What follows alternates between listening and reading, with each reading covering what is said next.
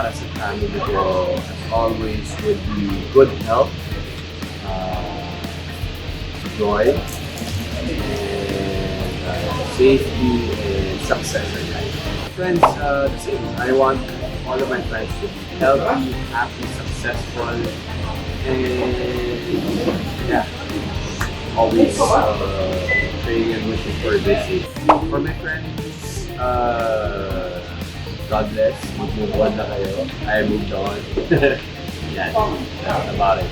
Wish ko sa aking kapwa Pilipino ay sana matuto na po tayo sa ating mga pagkakamali.